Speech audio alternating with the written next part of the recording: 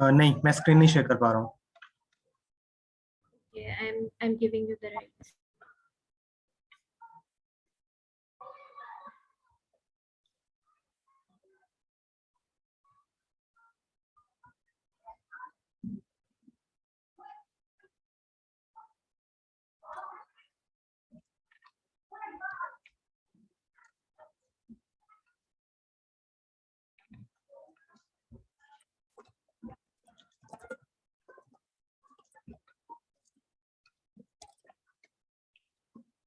Yeah, now I can share my screen. Okay, if you're ready, we can start. Yeah, we can start. Okay, Awais, you may proceed. Okay.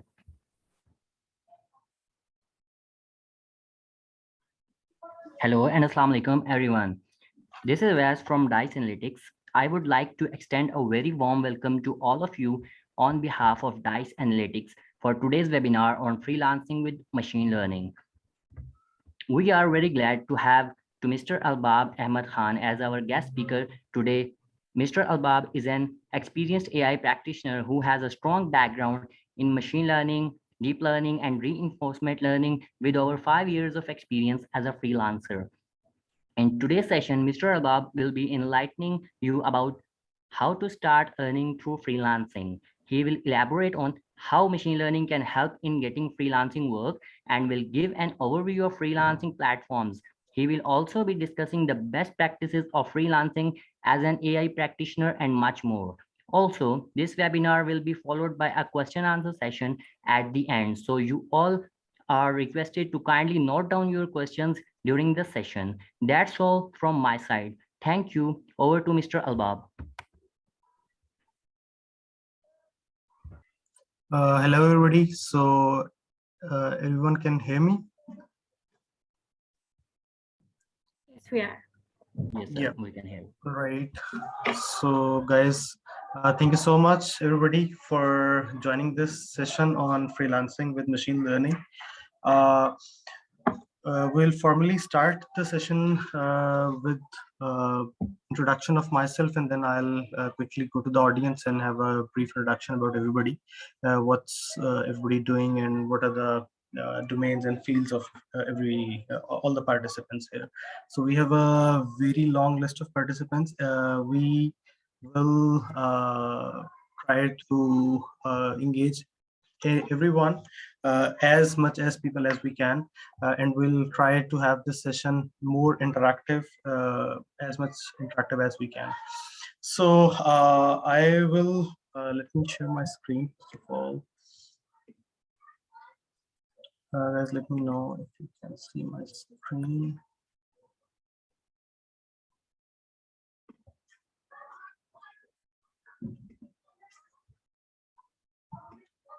Yeah, I presume everybody can see my screen now. I will. Yes, sir, it's visible. Thank you so much. Let me take the chart over here so that I can have a visual of everybody. Okay, so all right, guys. So basically, my complete name is Albab Ahmed Khan. I have a total experience of around more than 6 years now, primarily in machine learning, data sciences, deep learning, computer vision, natural language processing. I have worked and collaborated with a couple of startups, government organizations, private corporates. Some of the corporates and some of the companies are mentioned in the screen in front of you guys. I have worked on more than 100 plus use cases for now, including healthcare, basically identification of prime hotspots, different use cases of computer vision, having live video streams, and detection of objects, faces, number plates, cars, stuff like that, vehicles actually. Worked with telecom sector for most of the time, worked on a lot of data points of our valued customers, try to identify the best what we can offer to them, which can drive the maximum customer experience. I also have worked with a lot of clients, independent clients, in the past 5 and 6 years, where I worked as a freelancer for on various platforms. I won't mention the name of the platforms here for now.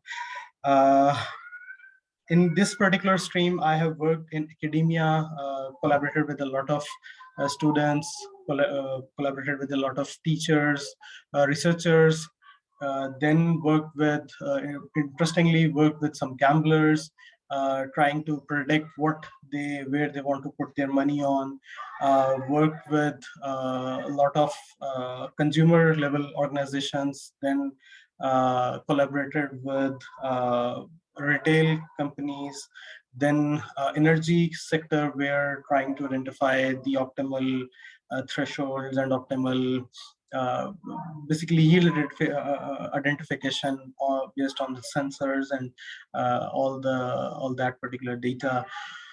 Apart from that, I also worked for autonomous cars and autonomous bodies. So yeah, so that's a long list of work which we have done in the past 6 years, along with a lot of journeys over there. So but here I want to share my experiences with all of you guys and try to uh, make you guys capable to go into freelancing, go into the career if you're not going somewhere in any corporate or any particular 9 to 5 day job. So in this particular webinar, we'll discuss the pros and cons of both a job and a freelancing based career. Then we'll discuss the tips which you will use in the future for building up your freelancing career. Then we'll see that how machine learning can help us to uh, land, a good career in freelancing as well as your full-time career. So, but before that, I would like to have I have first question there. So how I was I got into freelancing. So yeah, let me give you a quick idea and quick overview. So basically, I didn't had any idea about what ML is or what machine learning is or what data sciences is. So it's like it's actually I went into this particular field with one of my client whose requirement was to do a project in machine learning. So for that particular client, it was barely I mean $25 job probably, and in that particular job I helped that person, that client of mine, that was the first client of mine, who actually trusted me to give me a very small project of machine learning to apply a machine learning model on a data of geoinformatics.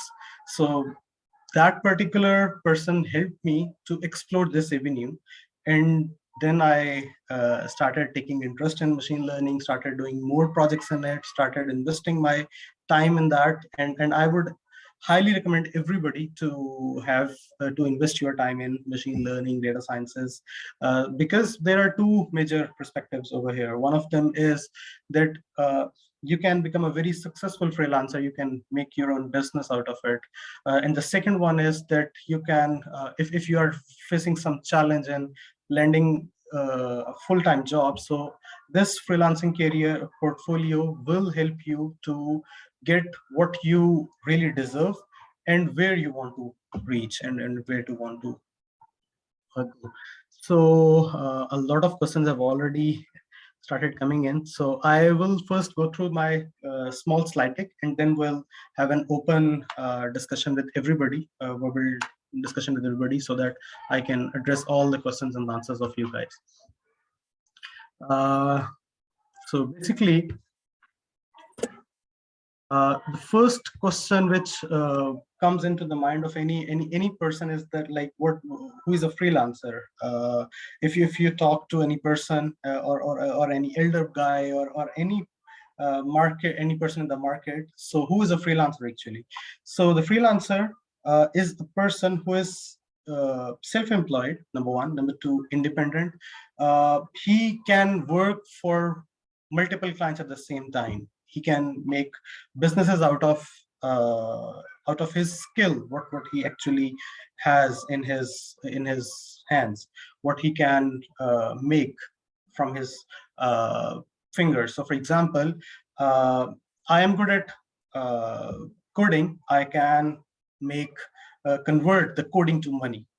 uh, One is good at graphic designing, the other one is good at let's suppose content writing. So I will not bound anybody here to go for one particular field, because the fields do not are not for everybody. So machine learning is not for everybody. If you are very good at mathematics and statistics, so you should go to machine learning.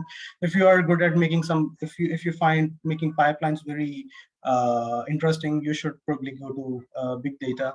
And if you want to make some graphic designing, so I would highly recommend that you go to that particular field and be a freelancer there or do a full-time job. And it entirely depends upon what your goal is. So first of all, we need to identify our goal. And believe me, freelancers are one of the most creative industries. Like creative people over there are. So basically, for example, let's take graphic design.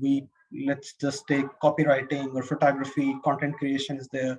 Then we have marketing, translation, and we have various programming languages. Social media marketing is there. So all of them are basically the unique fields where the creativity comes, and then you can make your basically your careers. So what next slide is about the facts. So the facts about freelancers. So these are some of the very interesting facts. So for example, the one of the fact of freelancers is that it's highly predominantly by women. So for example, if you go to the various websites where they take the surveys, so you will find that more than 30 to 40% of the females are there as a freelancers. So it's growing day by day. So it means that we are empowering our females and our women of our society to become successful freelancer in the future, so that they can make their own businesses, they can establish themselves, and they can groom the people around them. Then most of the people do the freelancing to supplement their income. So here, the supplement means it's not the full-time job which you're doing. It's actually a supplementary one, which is actually helping you to make some money out of like other than your full-time day job. Then the third stat or the third fact is that freelancers work a lot. So basically, some of the people think that they are not 9 to 5 sort of people. So they would do freelancing whenever they want and whenever they would like to work, or whenever they have a mood to work. So it's not like that. It's a work. It's a responsibility which is not like 9 to 5. So in the office corporate jobs, you go to the office at the 9, come back at 5, and that's all. That's your whole day. But here in freelancing, so you have to work continuously around the clock, no matter when it is night, when it's day, when it's evening. So most of the time you're also working on weekends. So it actually rotates around the requirement of the client. So whenever a client needs something, you have to be there, because you are responsible for that particular job or particular project on which you are hired. Then we have freelancers in all career levels. So for example, it doesn't matter if you are a fresh graduate or if you are a very experienced guy or experienced person in your mid-level career, and you are somewhere stuck in your day job and stuck in your role where you want to switch to another role. So what you can do is that you can learn more and more, and then you can start the freelancing over there. One more thing, people usually ask each other that why freelancers like work like that. So they work because they want to, honestly. So it's a choice. So it's not a obligation, it's a choice. So if you want to work as a freelancer, you have to work as a freelancer. Then freelancers are in it for a long haul. So it means you have to tremendously work hard as compared to a normal person who is in a career, because on the daily basis and on the weekly basis, your requirements change. When your requirements change, you have to grasp a new knowledge about a particular project in a new dimension. So it means you are working on 3 or 4x speed as compared to a person who is in a job, because he is or he or she, no matter the gender is, he's working in a full-time job. So he is trying to solve the problems related to one domain only, and that's a repetitive sort of work. So it makes you feel very comfortable in one particular domain. But in freelancing, your domain always changes when the clients change. Then we have freelancers who work mostly from home. So it we cannot generalize this thing, but mostly people work from home in the freelancing industry. But there are certain people who have established their companies, established their businesses in freelancing, and have multiple people working with them. And in the same manner, they are growing themselves and helping others to grow with themselves. We have a lot of questions, so I would like to go to the audience now, and let's ask if anybody has any question. Right, so we have Muhammad Asim here. Yeah, Muhammad Asim, you can you hear me? You can ask your question.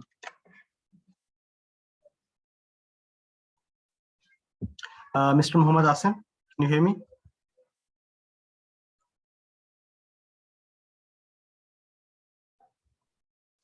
So you have to unmute him. Yeah, I have unmuted him. I have asked him to unmute him.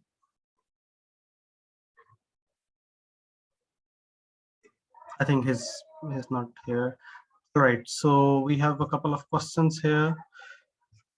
Okay, so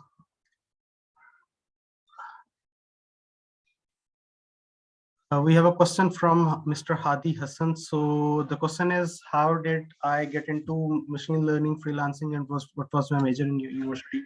So my major in university was basically computer vision and machine learning. So it was classical machine learning, which was my major in bachelor's as well as in master's. I got into machine learning. I've told you that it was a requirement from a client, and it was an end-to-end project, which I had to do in $25 only. So that was my first project, which I did. How to get my first project into freelance. Mr. Kumari will have this question addressed at the end of the slide deck. I have already made some slides on that. Please also discuss how to get full time. Okay, we will have a discussion on that. That how you can have full time job with career switch and DS and machine learning. Yeah, the recording will be available. Yeah, the software engineering students can do machine learning. You can go to multiple platforms for learning machine learning. You can go to Coursera, Udacity, Udemy, and if you are not a good self-learner, then you can go for like an instructor based course, such as one of them is DICE Analytics, and a couple of them are others as well. So you can go to them to do a machine learning course, and then you can start working in the machine learning.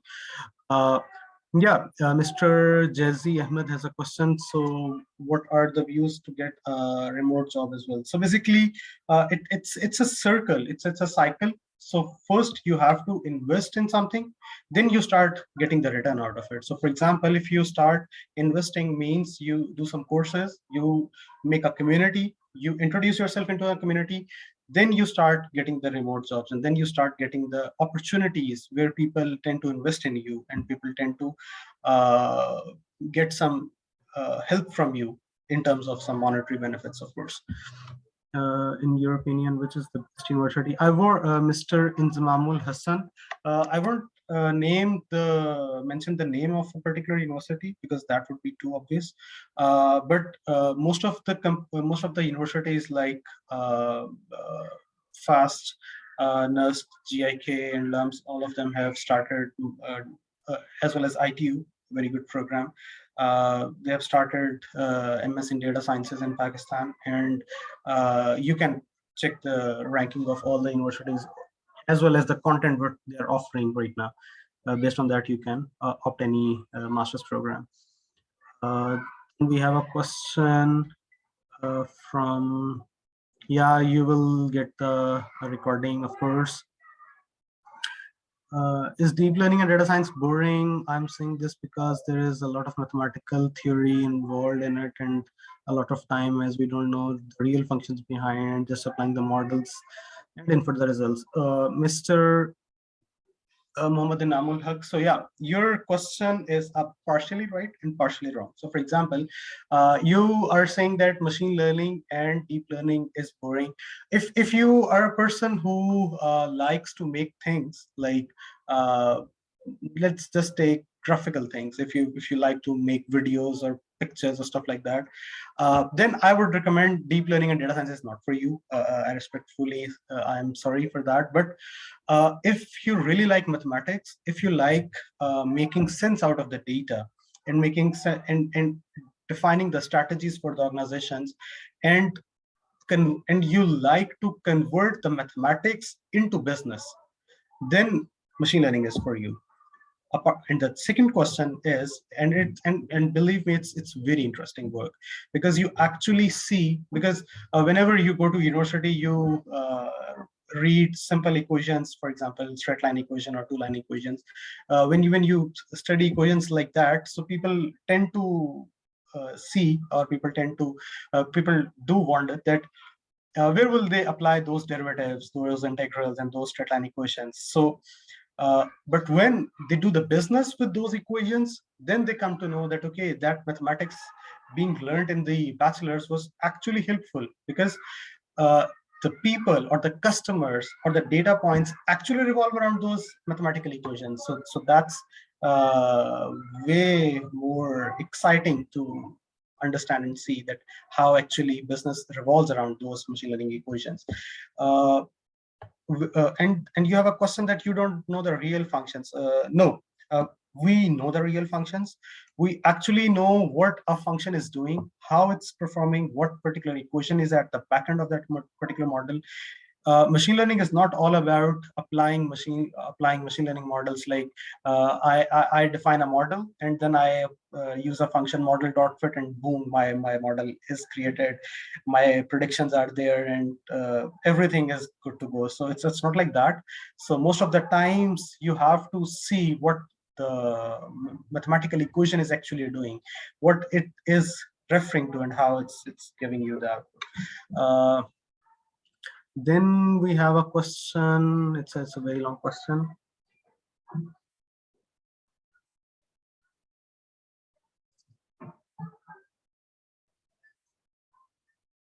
Yeah, so basically, Mr. Jawad Hayat, I've got your question. So basically, it's a question. It's a cycle you're talking about. So you have done 2 internships.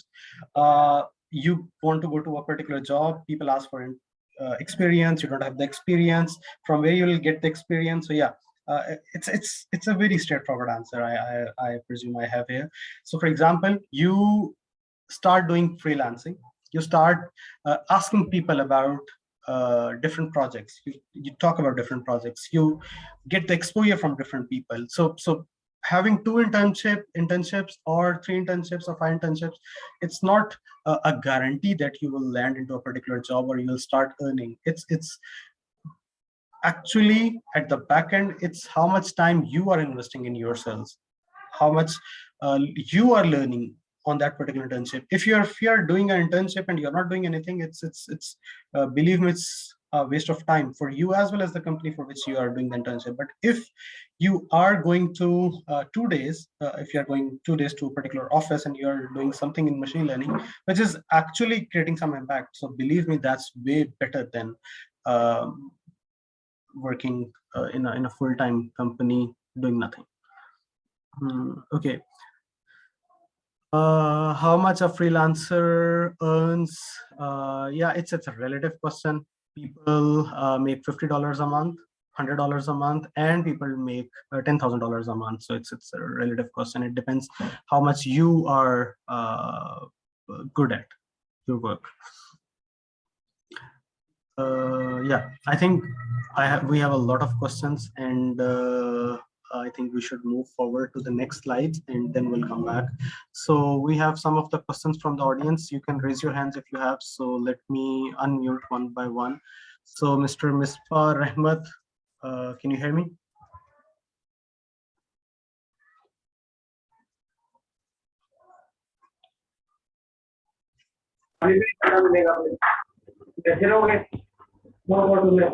Miss Misbah, do you have a question?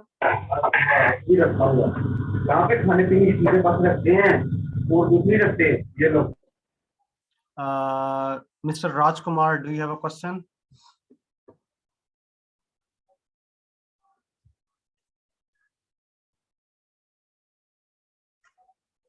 I'm sorry, Mr. Raj, I cannot hear you.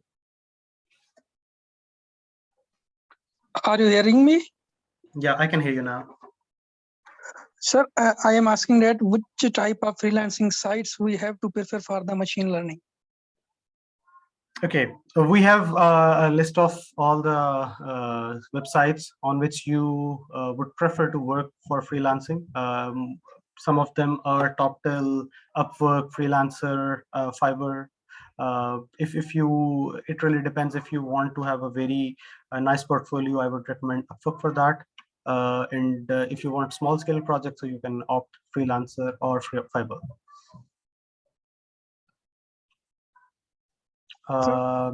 Yeah. Do you have any more questions, Mr. Raj? Yeah, like I am new in the machine learning field. I have completed a few courses from the DICE Analytics, and I want to start my career as a freelancer. So with a few experience, can I start with Upwork? Yeah, you can start with few experiences in freelancing. I will guide you guys through how you can start or initiate the career in freelancing. Can I speak? Yeah, Mr. Abdullah. Yeah, you can. I am from Germany. I'm doing my master's in Germany. So what I am seeing here is that there is a lot of competition in terms of data science field and machine learning, because they. So what particular skills would you recommend for having a good grasp on the skills?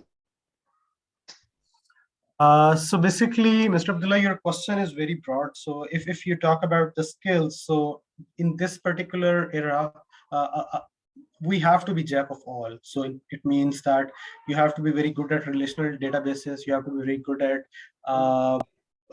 Hadoop, Spark, AWS. Then you have to be handy on machine learning models, including classical as well as deep learning as well as vision. So you have to touch base every area, and then after touch basing all the area data, all the points and all the topics which I have mentioned, then you have to be champion of one. So for example, you need to be very good at computer vision, specialization in image processing as well as machine learning. So that's one stream where you want to go. Then if you want to target any retail company, so you have to be very good at associations and making machine learning models in retail. So it really depends then what you actually want to focus on. So if you are talking about the overall stack, so the overall stack is you have to be good at databases. I mean, fetching the data, ingestion of the data, visualization part, as well as the machine learning part. So you have to be no, in terms of software skills, do you prefer to have the programming languages in Python and other software skills, for example, Hadoop and all other related stuff? Because what I am seeing in data science is that there are a lot of things, because you need to be good at Python, you need to be good at JavaScript, and you need to be good at different skills. So what do you think, what should be the best skills that we should focus more on? And would you prefer to go for deep learning or just machine learning would be enough? I would suggest that you should first go with machine learning and you should first go with Python. So there are two prerequisites for that. So one is that you need to know from where you have to fetch the data. So it means that you have to be very good at fetching the data. It means your database skills, your SQL skills, or your Hadoop skills. I mean, the data can be coming from Spark or Kafka, Flume, or any API, or it's coming from relational database. So you have to be good at that. Once you are good at acquiring the data, then we can talk about whether you want to go into data analysis only, or you want to do the predictions as well, or classifications as well. Okay, okay. If you want to So go would to you classification, yeah. so would you recommend going in deep into the deep learning because it is for too much complicated? Just first of all, we need to go for machine learning and then go forward towards deep learning. And It's another a question, sorry, two-step process. is it machine learning compulsory for all the field, or do you think it is just for the data science engineers? Machine learning is not compulsory for all of the fields, but right now we are going into an era where automation and transformation is being done. So uh, say it or not, everybody is transforming towards machine learning. So everybody Yeah. wants to have automated solutions. So that's why it's the need of the hour to learn how to train models or how to train machines to get the answers on their own, rather than I don't know about Pakistan, but here in Germany, what I'm seeing is that there is also too much competition because students they are writing a lot of students and they are. But do you prefer having software engineer over data science? Because if you're good at the backend and front end development, because what do you think is better? Uh, I have done both of the tasks. So, for example, I have been in software development as well, back end, front end, both of them. Then I have worked in machine learning. It, I think, I would suggest you to have a flavor of both. So, for example, Mm. uh, don't be afraid of the competition. That we have a lot of competition in machine learning, so I should not go to there. I should rather uh, stick myself to software engineering. I would never recommend that. I would recommend Okay. you should do what the taste you have. So for example, if you find machine learning interesting, go in that. If you find software engineering interesting, go in that, because your interest will ultimately start becoming your career. And once you have the interest in your career, then you can groom yourselves, and then you can learn more and more. But if you don't have But, interest in the field, mm. so it's not going anywhere. But here in Germany, all the courses they are teaching all machine learning topic. For example, I'm studying technology innovation. It is not related that much to data science, but all subjects are related to data science, and we are learning machine learning, but not that much in deep learning. So And do and you do think you it and is do you like machine compulsory? learning or deep learning? I am doing courses from Coursera and all the I'm in deep into it. No. My question was, do you actually like that or not? If I you think like that, focus to that. there is a lot of mathematical equations and all this. So it means that you are afraid of those mathematical equations, and it Mm, makes you, it's you're fighting with yourself whether you should learn it or not, because everybody is going there. So is it for yeah, for me? sure. No, but Yeah. yeah, sure, yeah, that's Yeah, so in that particular scenario, my answer is that it's not for you, because you do not have interest in that. If you have interest in that, then I mean, okay. follow it. Okay, okay. Sir, Then can I yeah, come in? yeah, Thank you. Mr. Habib. Sir, Thank you very much. basically, I wanted to know your arc. For example, like how did you develop your skill? You already told us how you got into it through, the project that was given into you. So now, for example, where I'm standing is that I've done I'm actually in my bachelor's and I've done the data mining and warehousing, artificial intelligence, have made a couple of projects in classification, in clustering, made a neural network. So how would you recommend, and I've also taken the DICE big data course as well. So Spark, Hadoop, these technologies, Horton works. So these are the things which I've done. So how would you advise that I go ahead? What are the skills? What are the steps? If you were in my place, what would you do? And what have you done? If you could, like, yeah. Yeah, definitely, Hadi. It's a wonderful question. I already have made an answer for this particular question in the upcoming slides, but I will briefly answer it over here. So, if I were at your end, Mr. Hadi, and I had done so much courses in data analytics, complete ecosystem actually, so I would just log into any freelancing website. I would swipe my card. I would buy some connects, and I would start connecting with people. I would have connected with people. If I'm capable of performing one task, and the complete, freelancers over there are going for like $500 or $400 or $300, I would have convinced the client to do the same task on $50. So why it's a very rude thing to do, because it's actually breaking the market. But I'm sorry to say, but there is no other way to compete with it, with the already experienced freelancers. Here we have to go inside that particular market. That's why we have to be work at very small rates, or very low rates. So that's how I entered in freelancing. So in that particular scenario, what I did was that I started with a $25 job, and then started working on $500 jobs on the weekly basis, or on 3 days basis. So that actually gives you the exposure to start competing with the rest of the market, having very low rates. And that's most of the market is doing right now. So if you go to any freelancing website, any portal, so you would see that most of the people are there with very low rates, and clients tend to listen to them, that what you are offering. Yeah, Mr. Akhtar Abbas.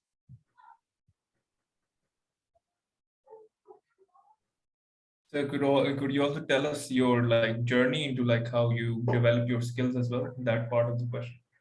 Yeah, definitely. Let me answer that as well.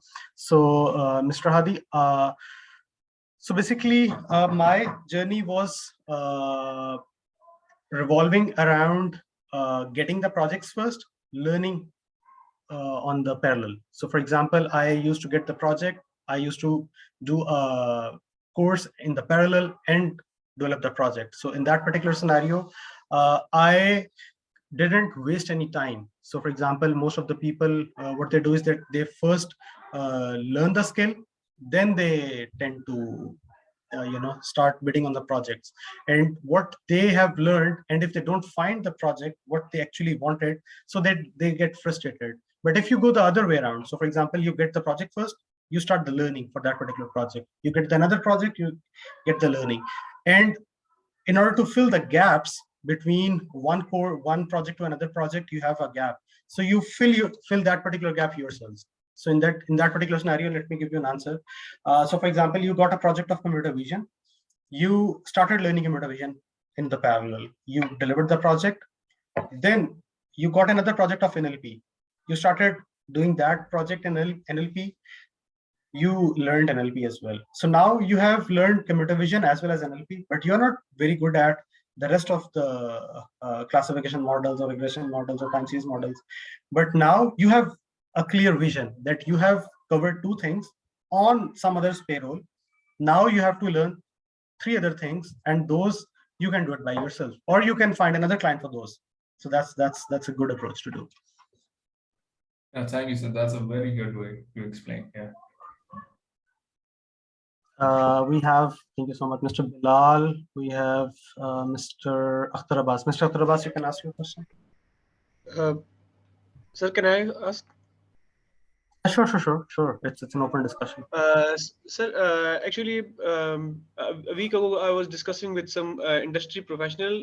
He used to work as a machine learning engineer in an industry, but he switched his field and started working as a DevOps. And he was saying that according to Pakistan industry, there is a saturation in that area, in a sense that the number of jobs are limited as compared to the number of people that are available in that area. Or the other thing he said, that there is also like a problem with machine learning area, that it is difficult to debug the code or the solution that you have already provided. For example, if you are working in a as a DevOps, so you can easily figure out what are the errors that you are facing and what should be the solution for that error. But in machine learning area, it is a kind of black box, and you have to kind of recheck the whole process. And it is kind of vague in a sense that, for example, if you are testing for a data, and it will be giving you of an accuracy of like 80% or 90%, and after one day, if you are testing the same data on the same machine learning process, it will be giving you an accuracy of 10%, and you cannot explain why are you facing that error. So this is the kind of problem that he discussed it with me. So what would you like to say about that? uh, How much that's all. experience does that guy had? Approximately 2 to 3 years. Okay. I will give you the answer for this particular question in another way. In your fundamentals or your OA levels, did anybody say that don't do engineering because it is very tough? Go for literature. It's comparatively very easy to debug, easy to learn. Life will be very good. Most of the people said that, but why did you opt freelance? Engineering. Can you give me the answer for that? I mean, overall, engineering was difficult. Like you had to study physics, chemistry, mathematics, statistics, quantum mechanics, etc. Subjects like that. I mean, very tough subjects as compared to literature review. If you had to go to learn English or any language, for example, so or architecture, so it was very easy. So why did you opt engineering? Yes, sir. I get what you are trying to say, that if you like, there is something, it is difficult and there is a competition in the market, but still, if you want to do it, you will do it. Uh, I totally get this If you question, but if you want to find the answer for the decrease of accuracy from 6 to 10%, it's barely 15 to 20 minutes job. It's not a tough task. But I believe in our market, people also misguide the other people, so who are trying to start their careers in it. So for example, by saying that, so I have another question for you, Mr. Bilal. I'm sorry, I'm asking the question again. Sure. Right now, when you are in mathematics, in your fundamentals, so you are given two options, whether to have medical or engineering. So most of the people go for medical. Right now, if you go to any hospital, you would see the competition there. Like there are 9 to 10 seats for one medical doctor, and there are 500 plus applicants for that particular seat. So why are people doing medical? Why are people studying MBBS or FCPS? Why are they're doing that? Because competition is very tough. Studies are really hard. So I mean, doesn't make any sense. Like it's not a profitable option. But why are people doing that? They might be passionate about this field that they are choosing. You might be passionate about machine learning if you want to learn or if you want to work. Okay, sir. You And should sir, have been what about passionate. Yeah. and sir, what about the question that he mentioned, that there is a like limited growth opportunity in that area? Again, I have a question. Why people are studying medical? Because there are 500 people applying for the Okay, same sir. job where only 10 positions are there. Still they want to be doctor. Why the question is there? Sure, sir. So Sir, it's I got my answer. yeah. Thank you, sir. Okay, move to the next question, Mr. Haroon. Yes, I'd like to speak. Yeah, Mr. Akhtar, please. Okay, I just want to start my career as a freelancer by learning Power BI, and I just want to become a Power BI expert and start my career in Power BI and just so on. So please let me know. So, Mr. Akhtar, if you want to start the career in Power BI, so I would recommend to start building small dashboards for Power BI. I mean, don't think a lot about it. Just start working in it. And in the Okay. same way, you will find interesting courses for Power BI. Power BI community is very strong over here, and people tend to help a lot to everybody, making different dashboards and different automation tools in Power BI. So Sorry yeah, to bother, definitely. sorry to interrupt you. The thing is that I am not a very good in Excel, Microsoft Excel. So is it necessary to become an advanced Excel user No, for to Power become BI, so Power BI, you have to learn a language named as DAX, DAX actually. D? So Okay, DAX is the language which, and it's a simple mathematical language. So for example, you apply simple functions like calculate, sum, divide, stuff like that. Divide the columns with columns or with values. So they will okay. start making different, values. So that's something which which will definitely help you a lot. Or And start making the dashboards, and ultimately you will land your career in Power BI. thank you so much. So guys, we have a lot of questions, and I think I should first complete my slide deck, then we can have the questions, because we have more than Sure, 100 please. participants. Sure. In that particular scenario, if I will answer the questions for everybody, so we cannot complete our slide deck. So it's just a very small slide deck. I will quickly go through all the slide decks, all the slides, and then we can have a conversation with everybody. So guys, we have a lot of pros and cons for freelancing. So let's first discuss the pros for freelancing and then the cons. I'm pretty sure I will not focus more on the cons, but the pros. But it's good to tell you guys about the both sides of the freelancing. So the first pros of the freelancing is that you have freedom of clients. You have the freedom. You can work with anybody with whom you want. So for example, if you don't like this guy, don't work for him. If you like the other guy, work for him. If you like the work of the other guy, definitely go for him. You can control the workload. So for example, you have the ability you have the ability to choose the workload. So for example, you can do as little as you want, and you can do as much as you can. So for example, if I have the capability of delivering, let's suppose 5 projects in a day or 3 projects in a day, I should control my workload accordingly. If you're a very slow learner, if you are at the start of your career, you will take 5 days for one project. Control your workload as per your learning or as per your speed. Then we have the flexibility. It means that if we have the freedom of clients, we have the control of workload, you have the flexibility the most of the people dream of. So for example, whether you want to work all day long, you want to work the all day, all night, or you want to work, part-time in the summers, you can do that. So it means you're the boss of yourself. So you maintain your workload as per how you want to deliver. Then you have the next exposure. The next pros, one of the pros is the independence. Like freelancer jobs offer independence. uh, Not sure, not only you are bound to work in a cubicle from 9 to 5.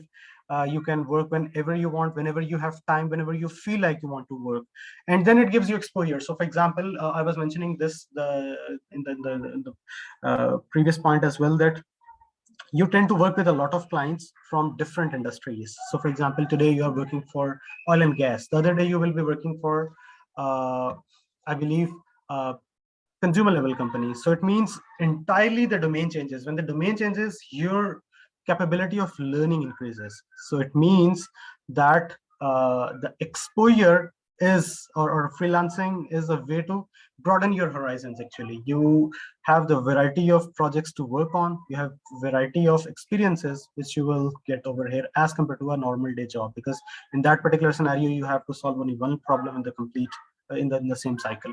Then we have cons.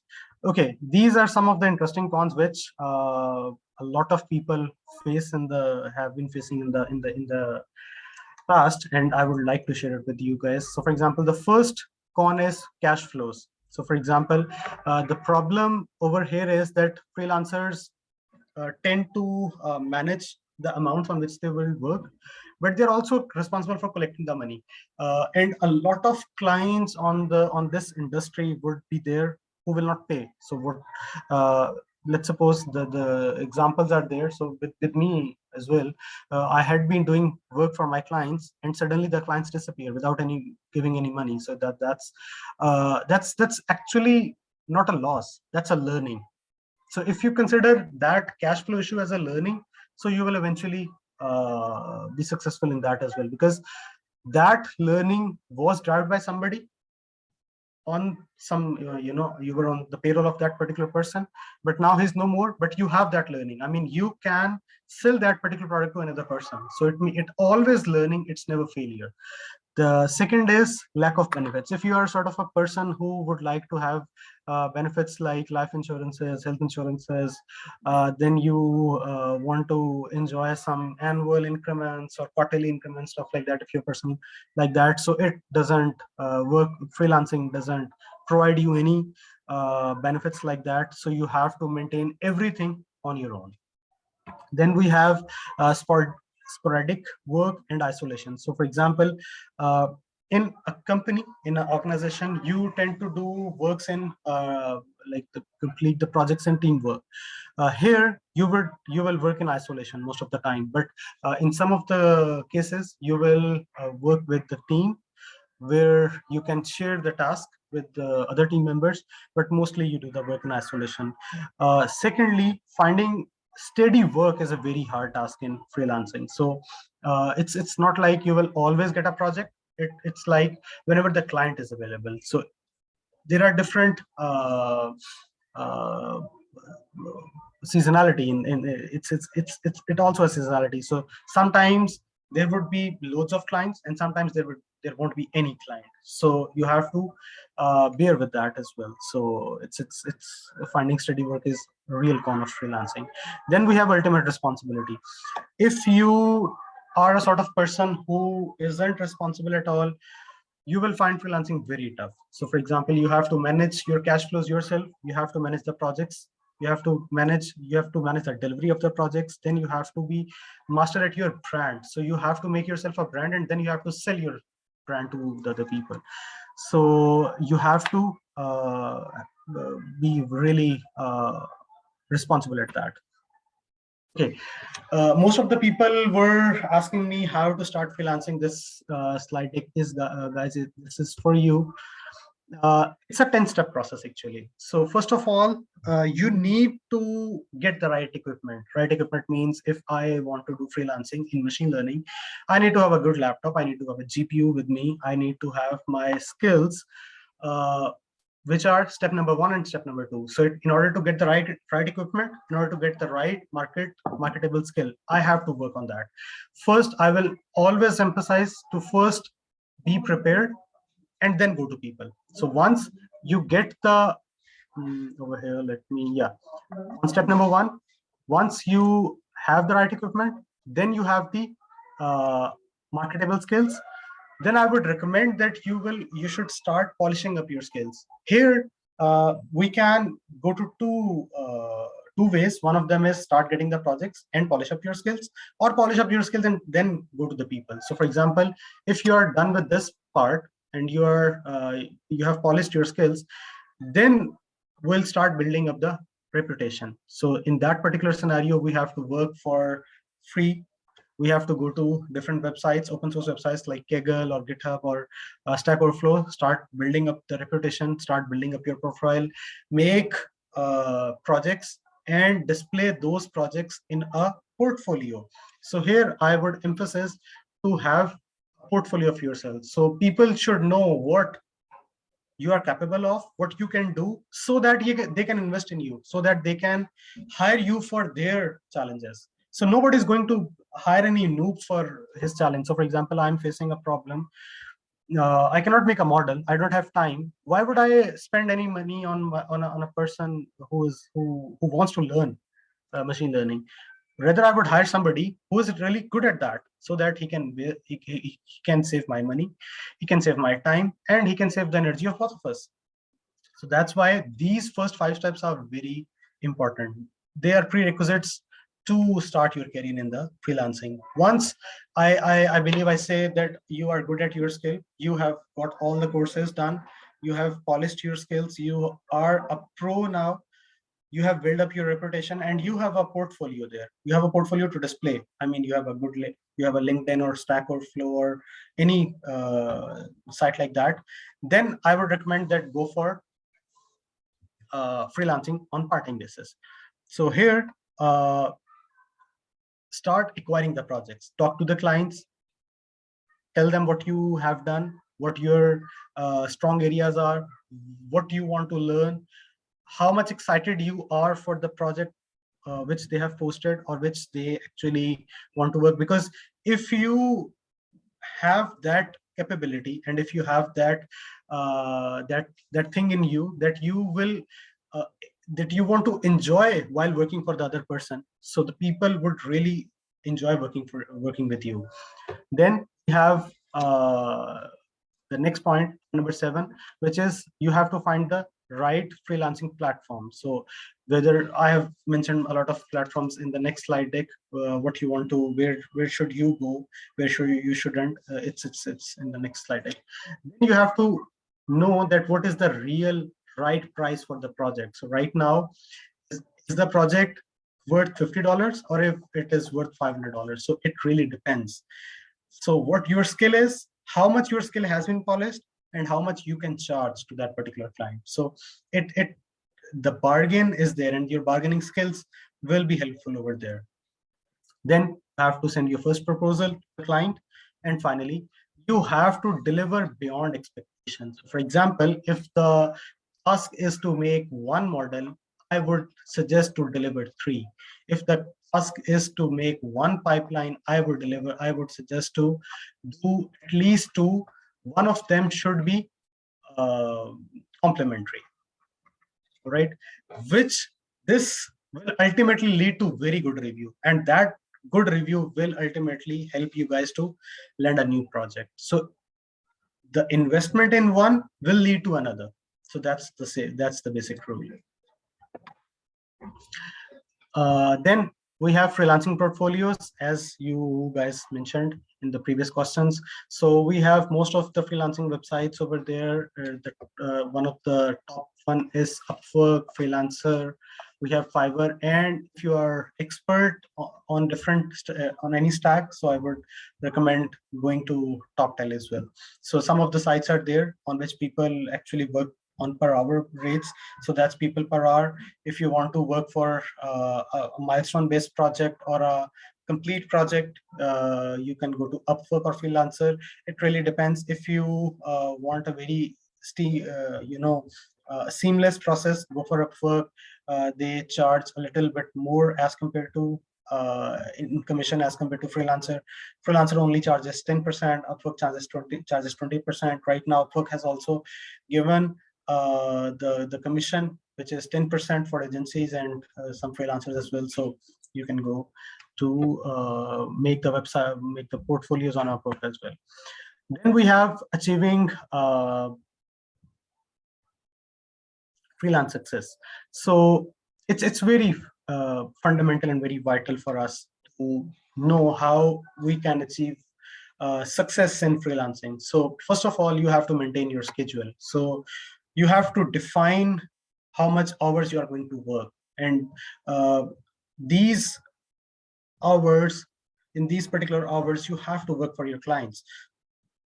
In other way, if you want work as per your maintained schedule, then your clients will be affected because the projects will lag and the projects will be delayed. Number 2, don't take more freelance contracts than you can handle. So for example, some people get greedy over there and they start getting more and more projects, and they can't deliver all of them. So then they start finding people to help them. But the good way is to go for a steady flow of business. So for example, if you have the capability of delivering one project in a week, bid for only one project, get only one project, complete it, excel in it, get good reviews out of it, and then go for the other one. Otherwise, overloading will be there. Your work will be stressful and it will be less manageable. Definitely it will be less manageable. And in that particular scenario, you will get bad reviews out of it. So that is something which I would never recommend anybody.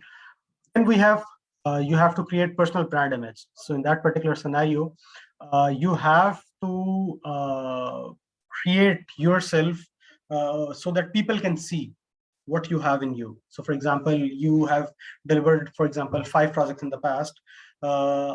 We recommend that make a portfolio for all the past projects so that people can see what you have done in the past, so that they can have confidence in you. So that's why we would recommend that go for making different templates, making different portfolios, go for LinkedIn, post your success stories, post your projects over there so that people start getting to know you.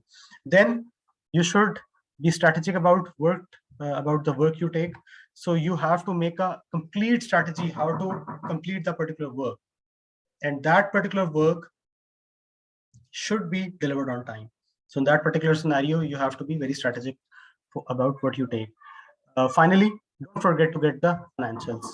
In that here, the financials are very important, and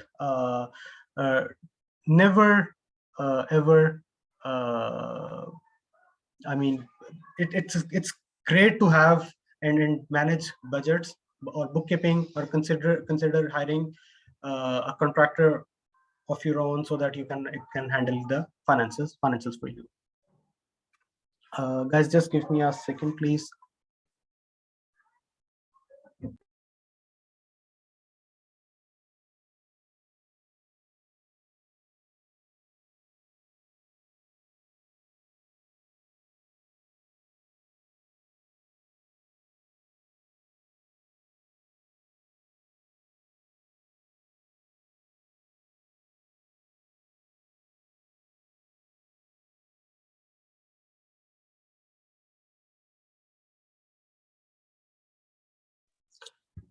All right, guys, sorry for the interruption. Okay, so then we have bidding on freelancing portfolios. It's very important task that how you have to bid on different freelancing portfolios. So the first step for bidding on the freelancing portfolio is that read the job description completely. First of all, you have to be very sure, and you should know each and every step what it requires to complete the project. Then we have the step number 2 is less is more when it comes to the length of the proposal. So I see most of the people write very long proposals to get a project. In that particular, in this way, they tend to, they don't leave a good impression to the client. So make it precise, make it to the point, and also focus on the requirement what they have, so that make it as per the requirement. Make it sound like a conversation, so it should be casual, not should be very much you shouldn't be begging for the project, or you shouldn't be clear for the project. So it should be casual, like you are a person to go to, you can do the project. It's a conversation, not a one-sided speech. Then we have you should proofread. The proofreading is very important so that you don't miss any point. Here on this particular point, you should be very clear about each and every requirement of the project, on what you are working. Then don't go on a bid spree. So find those projects for which you are capable of, you can work on the project and you can deliver that. Don't bid on each and every project coming on. So whether it's relevant to you or not, I see people tend to buy a lot of bids. So for example, they buy 300 bids, they bid on 300 projects. So it's not going to get you somewhere. So you have to be very intelligent, smart, what you where you have to bid and what you have to get. Then we have a project. Then we have a next point, that is strike it when it is hot. So for example, whenever a project is coming, or whenever the client is there or is online, you should reply to him immediately, so that your conversation should not break. once the conversation is broken, the interest of the client goes away. In that particular way, the probability or the chances of the project which is going to be assigned to you, that shrinks a lot. So in that particular way, it's very important to keep eyes on your clients when they are available, when the project is being posted, what is the right time to post the project, to get the project, what is the right time to reply on a particular message. It's first come first serve basis most of the time, so that's why you should be online on whenever a project is going to be there. Try to start a conversation, always be the first one, because a client would have a lot of people around him, and you should be the one to start the conversation. Then never beg for the project, and you should be clear about that. So there is a requirement. You posted the comment on that. Don't beg for getting the project. Instead, start a conversation, keep it casual, and try to convince the other person by saying that I can do your work. I can do the work in the lesser amount. If you are interested in working with me, I would be very happy. I would be very much excited to work for you, but don't beg. It means there are some people who are very clingy, and they go to the client and they start begging that, please give me this project. This is a matter of life and death for me. Don't do that. It won't take you anywhere. Then don't quit. Most of the people I have seen in my career, they started freelancing, posted, like submitted the bids on like 5 to 10 projects, didn't get any, and concluded that freelancing is not for me, and I cannot get any project, or people don't get projects on Freelancer. Only those get who have good reviews. But if you want bid on multiple projects, how will you get the project? And if you won't get the project, how will you get the experience? So it means getting an experience will lead to a new project. And if you will never initiate working on this new project, how will you get experience? So it's a question. So get the bids, invest on yourselves, invest on the portfolio where you are going to bid, and then start the freelancing. Then we have the task. Sorry, How sir. You speak a lot about getting the bids. What do you mean? Do we have to buy bids? Yeah, Mr. Adik, because whenever you go to any freelancing website or portfolio, they give you 8 to 10 bids free of cost. They are not enough for getting a project, because most of the people get the free bids. By default, there are 8 bids given. You consume all those 8 bids. Those 8 bids are not enough to get one project, even if you have the lowest rates. So you have to bid for about 30 to 40 projects in the initial. Then you will get one project. Like I don't want to, make the morals down, but that's the truth. You have to bid for about 30 to 40 projects so that you can get the first project. Once you get the first project, then the next project will be very easy as compared to getting the first project. It's just how it is. It's a harsh reality. So you have to spend around $10, $15, $20, and consider that as an investment, because it's actually an investment. It's actually an investment to a door which is going to be opened for you for a lot of broader money. If we want to start freelancing as a machine learning engineer, how are we going to do that? It's a 4-step process.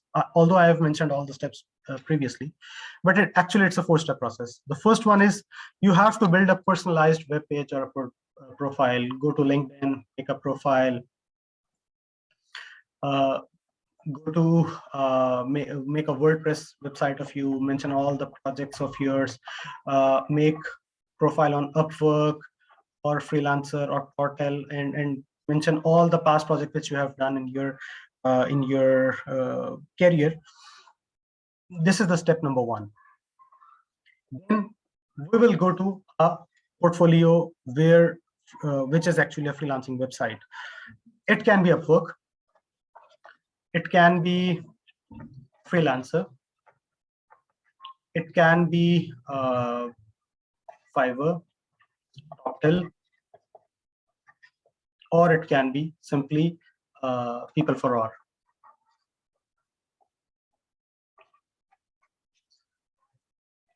Here you will build a portfolio. The portfolio would be something like that. Right now you don't have any project. You are going to bid for one. What you have to do is that mention your name, your skills, your portfolio, what projects you have done in the past. Mention your degree, your certificates, and start bidding. Guys, just wait for 1 minute for the azan, and then we resume.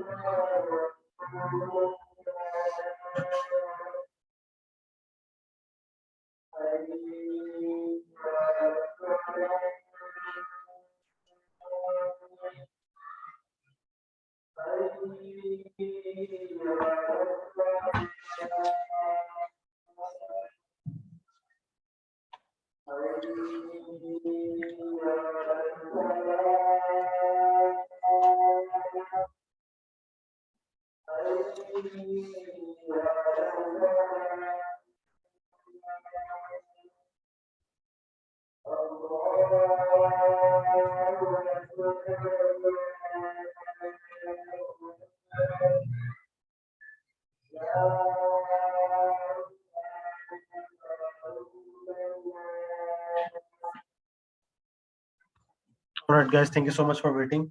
We were talking about building a portfolio on freelancing website. So basically, you have to build a portfolio. In that particular portfolio, you have to mention all the previous projects along with the pictures, so that the client actually gets the feel of what you have done in the past. So, for example, you have made a code which was able to detect ANPR or a number plate. So, post a picture of that, describe the project, and if you can just give a little bit of code over there so that he can actually get a sense that this particular freelancer or this developer knows how to code, knows how to sell, he will definitely interact to you. Then you have to take part in the community events. Here, basically, I would like you guys to go to Kaggle, go to GitHub, go to Stack Overflow, and participate in different competitions. This will give you a digital footprint.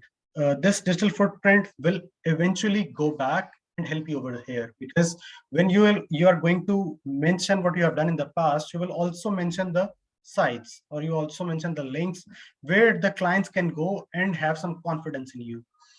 And once they reply to your bid, then you have to demonstrate your skills. These skills will be demonstrated with the help of the projects which you are hired for or which you have done in the past.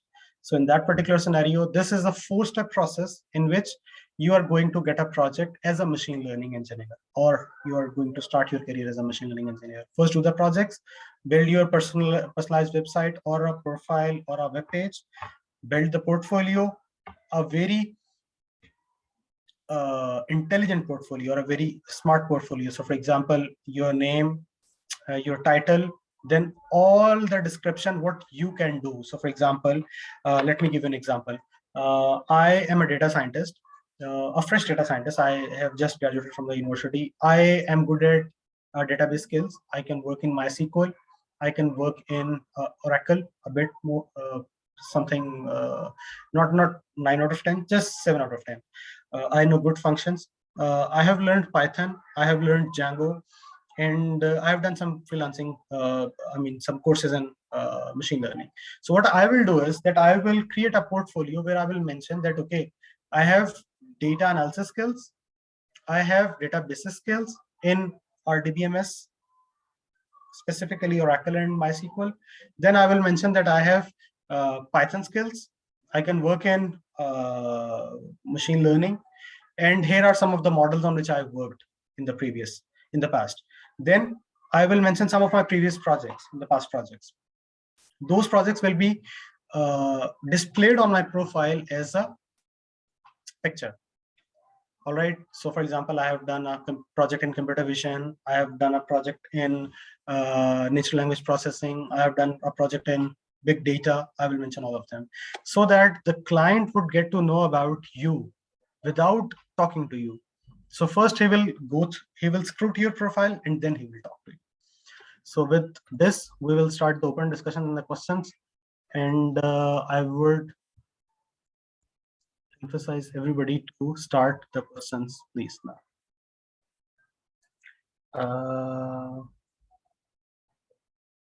Yeah. I will also read your questions, as well as I will also interact with you guys. Let me see. We have two hands raised. Mr. Abdul Rahman and Mr. Abdullah bin Masood. Mr. Abdul Rahman, hi. Okay, so my question is that, like, I'm working as an electrical power engineer in planning department in manufacturing sector. So how do you suggest that I should switch my field towards data science and machine learning? Because currently I'm enrolled in DICE analytics course of data science and machine learning.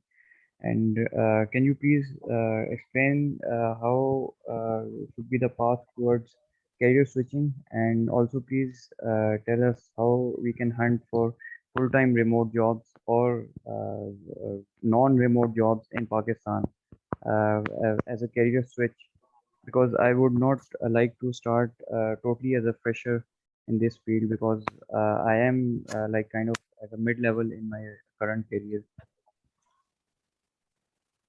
Okay. Thank you so much for your question. Mr. Abdurrahman, let me answer it on the slide. Let me first make a slide deck, one more page.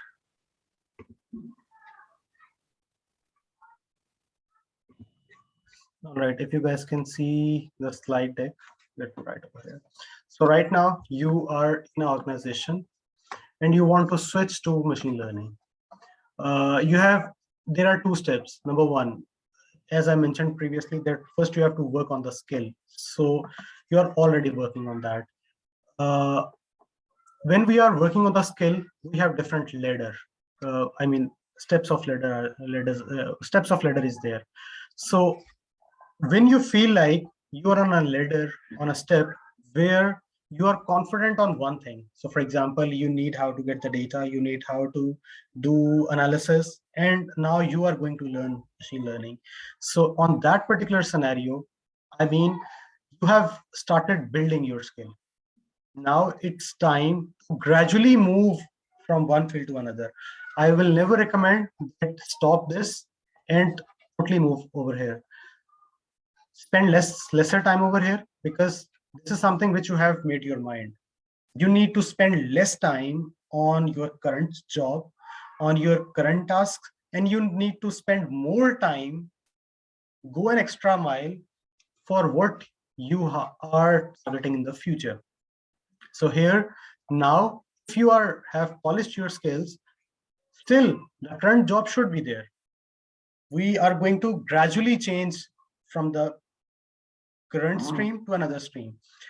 Here, we will start doing things on part-time basis, smaller things, smaller tasks, smaller projects to get experience from. Because right now you have only worked on the skill. You have got all the theoretical knowledge, but you haven't got any practical knowledge. So we will get the practical knowledge from outside our office time, day job. We'll invest on ourselves, and then we will ultimately make our part-time as a full-time, and the full-time to the new full-time. You get my point?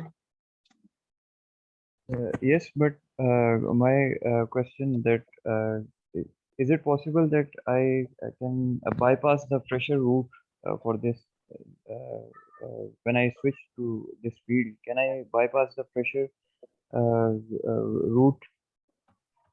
Yeah, you can bypass the fresher rule. You can simply invest on the skills. You can learn as much as you can, and once you find yourself confident enough that you have all the skills of machine learning or data sciences or any field, any other person over here has any other field and has another skill. If he feels that he is confident and he can do any project on his own, I think he can directly come from. And if you have a question and if you are curious that, let's suppose it is giving you $1,000 job, and here you will get your skills, and that those skills are going to give you only $200. So it's not like that. You have the skills, people find you right for that particular job, you will ask on top of this $1,000. Like you will ask incrementally on $1,000, not on $200. But the prerequisite is the skill. Skill should be there. Sir? Yeah. Yes, sir, I have two questions. The first question is, at what age did you start freelancing? And जो second वाला question है वो ये है कि ये भी तो हो सकता है कि many of the clients want the same type of job done. तो that means कि already आपके पास एक blueprint पड़ा हुआ है project का, and then it's easy for you कि आप उसी के अंदर modifications करके वही उन clients को देते जाएं. ऐसा होता है? कितना होता है? The answer to the first question was 21. I started freelancing in the age of 21. My first project was in 21. It's been more than 6 years now. The second answer is 60% of the time you deal with the same scripts which you have already worked on.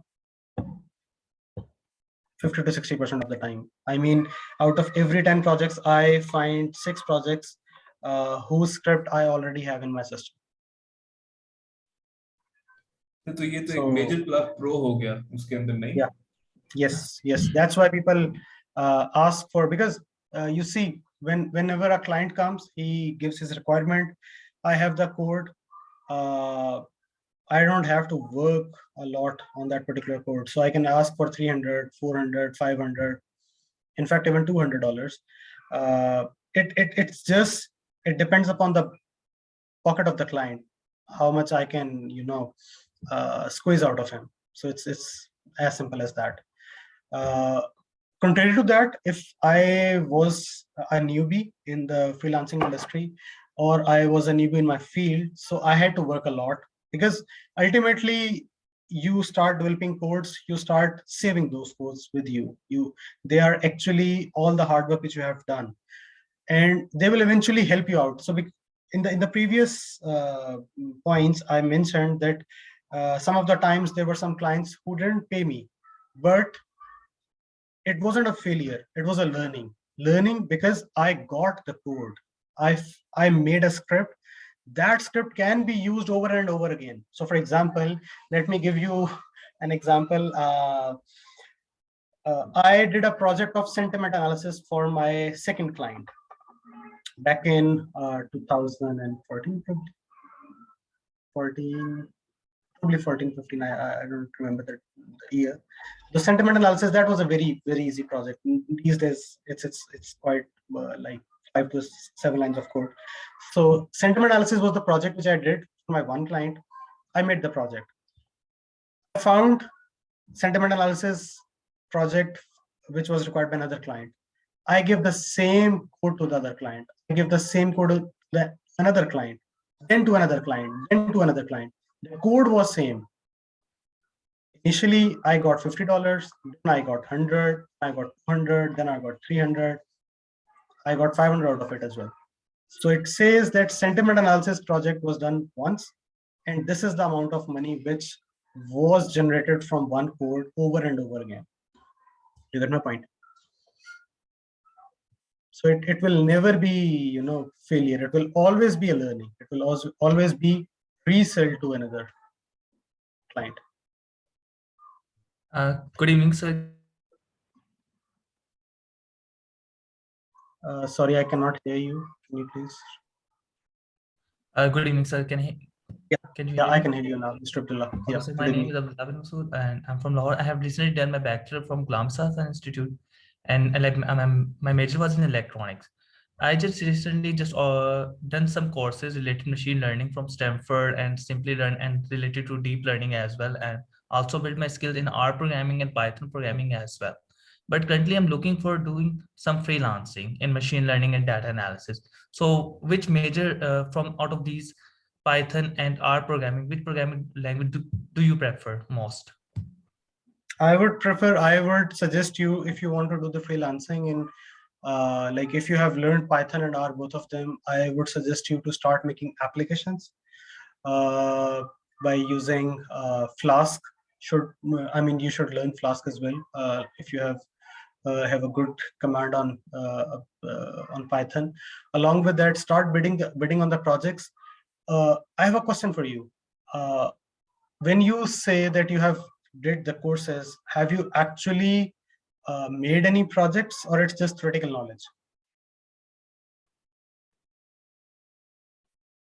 Obviously, sir, they are just theoretical knowledge. I just try to just implement on my computer. Actually, what they have done, I just tried the same thing and just look at that project, it works or not.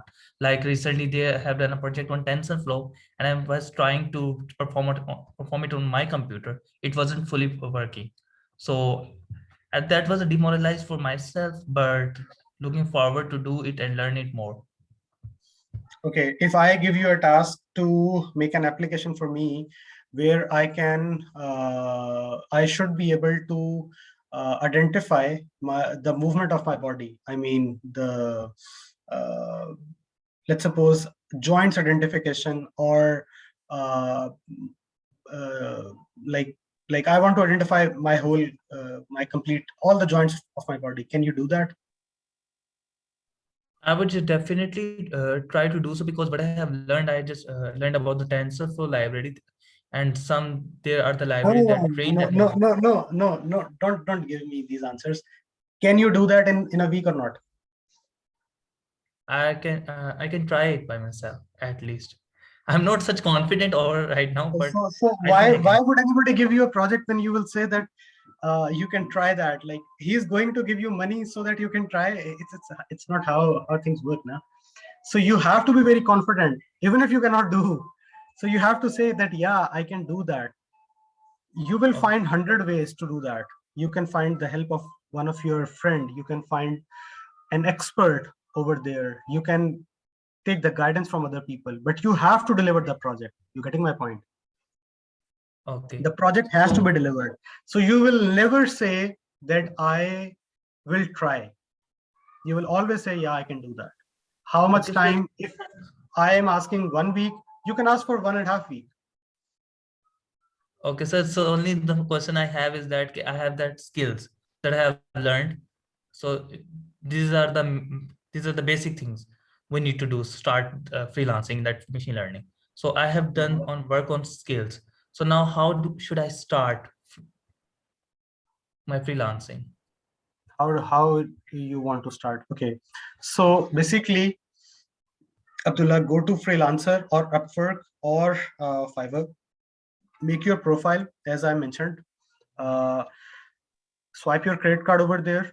Give them some money, like 10. It would be 10, barely $10, $9.5 for a month. Get the bids and start bidding on the projects. All those projects which you have learned in the past. You get my point?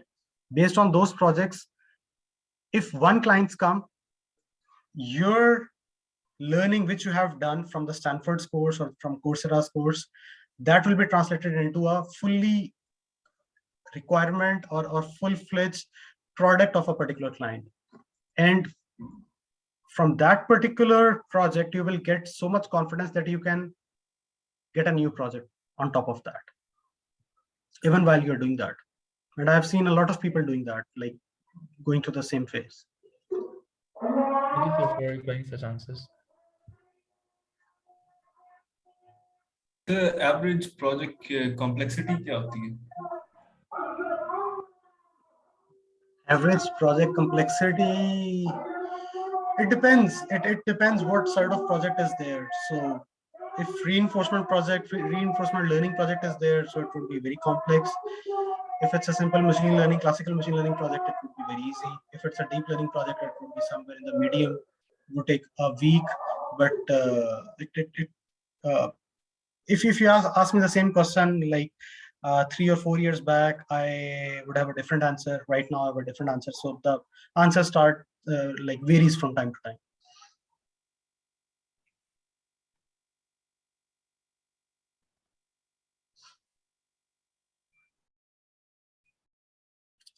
We have a lot of people here.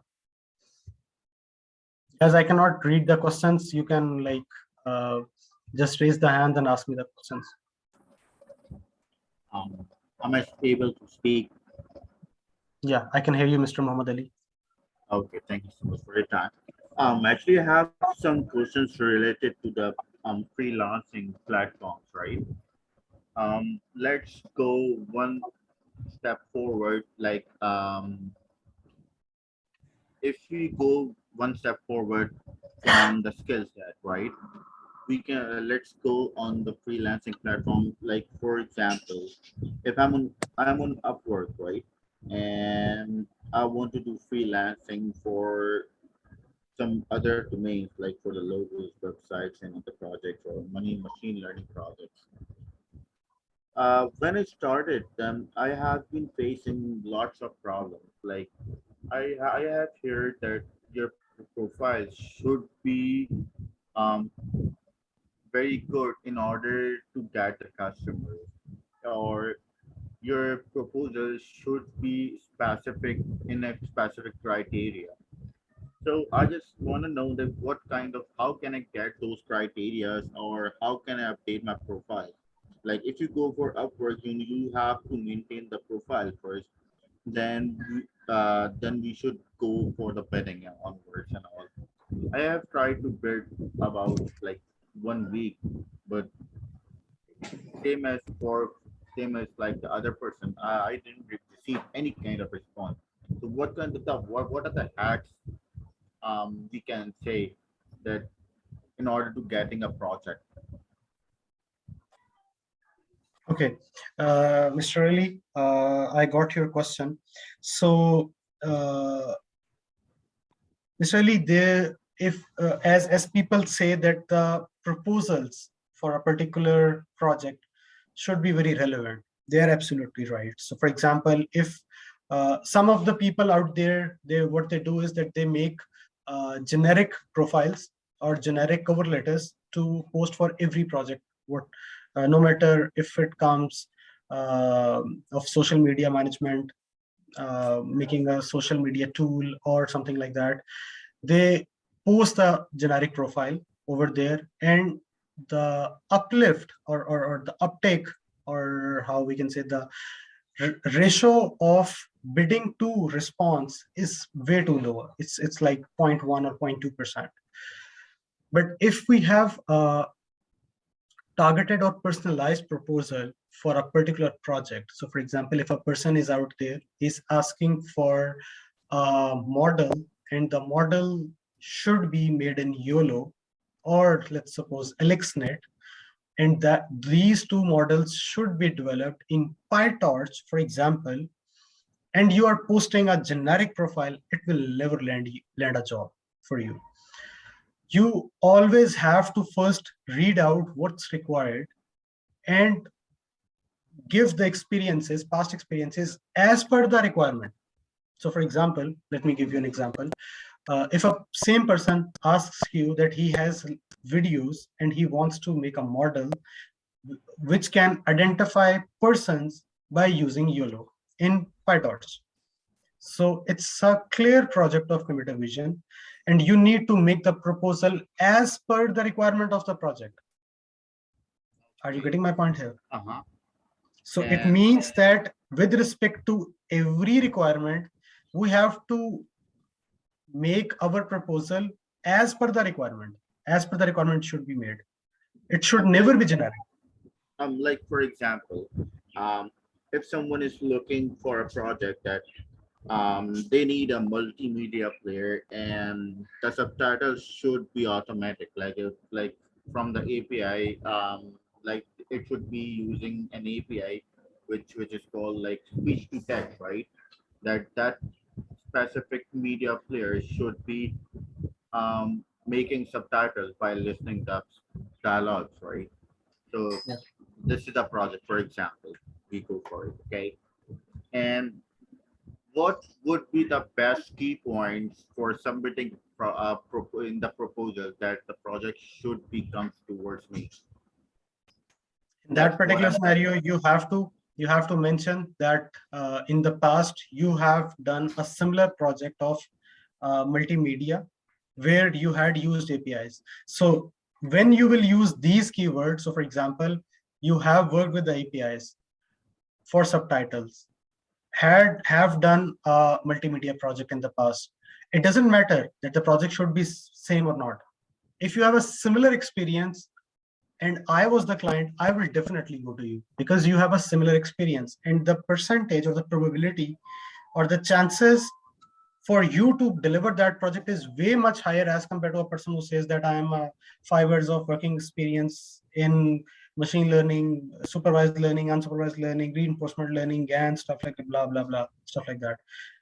Both of them have a lot of weightage. Like you have a lot of weightage in your comment or your proposal because here you have mentioned that you have worked with APIs in the past, and somewhat you have worked with multimedia platform as well. So what I was saying was, what he requires, you have to give him the same thing. So for example, it's a very Give me an example of a cover example. letter. Like Yeah, very let's go for the same project, right? A multimedia player should be making subtitles by using an API. Okay, yeah. from I the will API. I will say that hi sir, greetings, stuff like that. Then I will say that I have done a similar project in the past by using uh, some IMDb APIs to make subtitles for another project. This is not a similar project, but I'm very much excited to work on the multimedia project which you have just posted. Let me connect with you to discuss more. Simple as that. Matlab, it means I should need to be as simple as that and to the point, not to To the make any catchy lines or something. those catchy lines doesn't help to get anywhere because it should be as simple as he can understand, and it should be to the point and relevant. It should be very Okay. relevant. Relevancy is And very important. one more thing, um, like, can you give me? Actually, I tried to start freelancing on Upwork. That is why I'm asking these type of questions, right? But I need some assistance. I need someone who can help me in making building my profile, and because I have some portfolio as well. Um, but I need an estimated ratio. Like, if I'm, for example, in a week have 5 working days, right? And I will be submitting proposals in a day, about 5 to 6 proposals in a day. So it will goes in a week for 30 proposals. So what would you suggest, or you can say that what ratio I would receive in a week or in a month if I go for the month end So if you bid on 30 to 40 projects in a month or in a week, in a week? I would say that you should, if all the texts which you are mentioning on the projects are aligned as per the requirement, so I should expect at least the reply from the initial, the reply should be at least from 3 to 4 people should be there In a week, right? in a week, Okay, but, it means it or should two to be three about. people if seasonality is also there, 2 to 3 Okay, people. because the thing is that if person is coming over the chat, right, then things Yeah. go move forward. But first, Yes, people need to get connected with us basically. That is the main exactly, thing. exactly. Okay, and a part of this, do you have any platforms or videos or resources that which can help me in building my profiles on the freelancing platforms or something? Yeah, we are about to start a new course in Dice Analytics for freelancing with machine learning. And definitely you will get an invite for that, and we'll help you build up your profile for freelancing. Okay. And what is the like? There are multiple freelancing platforms, right? Yeah. And every freelance platform have different nature of work of management, right? For the dashboard. Yeah. As compared to the Upwork and Freelancer.com, it's quite similar if you see, right? Exactly. Yeah. Okay. So my question was that which platform is good in the pricing and the getting projects, number of projects. Which platform By could getting be the the best? number of projects and pricing for both, freelancer is good. Freelancer.com actually. But Upwork is more credible, more stable for bigger projects. So for example, if you are starting your career, I would recommend to go for freelancer.com. But if you are in mid-level career and you want to start working in freelancing, apart from what you have done already, so then Upwork is the go-to site. But initially, freelancer.com should be the choice. Okay. And my second question was that if I'm making a profile, then my profile would be a new fresh profile. So what would be the best things? What would be the best suggestions from your side that I should do that I could get a project? Because as you see, the project comes over by having a reviews on the profile. Is that I already have mentioned in the slides that you have to build up your profile in a way that it looks that you are very talented, as well as way much into the field in which you are applying for, or in which we are sending the proposals. So for example, if you are bidding in freelance in machine learning, so your profile should look like that you have a lot of past experiences in machine learning, and you are new to this website and you want to explore this one. It shouldn't give a image that a person is very new, he doesn't know anything, and he wants to learn on my payroll. You get my point? Nobody wants to have that feeling. okay? And like same as I say, one thing, the nature of dashboard for freelancer and Upwork is quite similar, right? So Yeah. do you have may I have any other name of the platforms which sports have same kind of dashboard that projects comes over and we would be able to see that if we could do that project and all, because Fiverr is like making an ad of yourself or of your skill set, and people come over and get have some discussions, right? But in these platforms, we have to bid on the project in order to get connected. So apart of Upwork and Freelancer.com, what would be the other platforms which can help me in getting projects and all things like a similar dashboard? As I have mentioned in the previous slide, we have a portfolio Yeah. named as people per hour. You should definitely go to this. Can you hear me? Yeah, I can hear you. I was just asking. People per hour. Please explore this site as well as Simply Hired. Okay, they both have quite similar dashboard. By I can use them in the same way, right? Yeah, but Mr. Ali, I would recommend that you should stick to one portfolio at a time, because if you will move around on different portfolios, then you will not be focused on the work which you are going to do. You get my point? Actually, I'm So not actually. target one and start bidding on that particular portal. Oh, you are saying that to work on one platform only first, right? Yeah, one at a time. Okay, so what you will suggest me Freelancer.com. for the initial basis, right? Yeah. Okay, then I should go for once I will be stable on the freelancer.com, then I should go for Upwork and people there are and simply hire something. These type of platforms, right? Yeah. I'll start with the. That's All right, great let's move to the. suggestion. Yeah. Do you have any more questions, or should we move to the next? No, it was a great speaking with you today. Thank you so much. Thank you so much. Thanks a lot, Mr. So I have a Abdullah question. Yusuf. Yeah, Mr. Amir Muhammad Amir. So my You can question mute me. is related to Mr. Amir, you can continue. Then we can come to the next question. thank you, sir. So my question is actually related to machine learning. Yeah. My question is, can we get and justify 100% accuracy by a model? Or if there we get 100%, then we have to do certain things to make it right? Very tough question. 100% accuracy for a machine learning model. If you are getting 100% accuracy for a machine learning model, I would always say to double check that there is something wrong.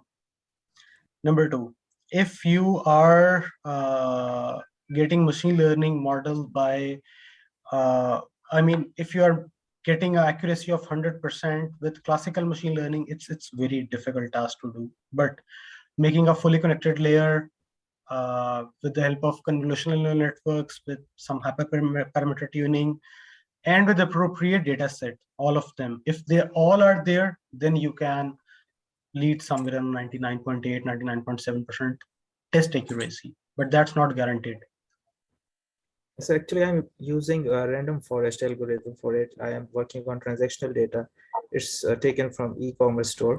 So so the problem is that I've also used the oversampling techniques on it. And then I've also applied the model, and then again, it's giving me the same 100%. I would suggest to double check if the target flag is also going in the input.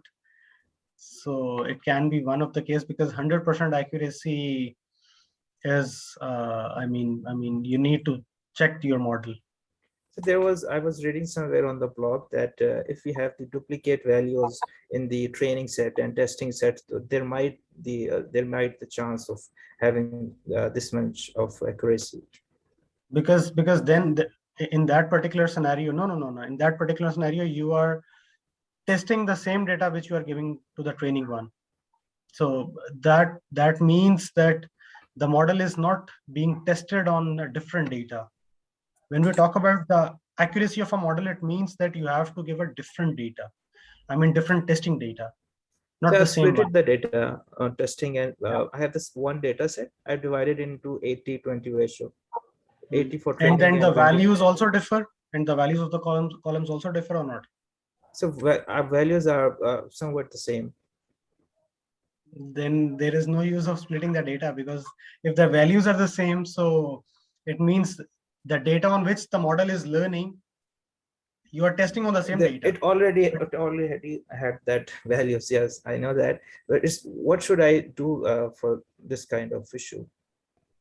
If you are getting the transactional data, I would suggest you to gather more data and try to have a different data other than what you have trained on. So for example, if I have 3 columns and all the 3 columns have one column having ABC and the other, or A, the other column having 2 and the other column having 3.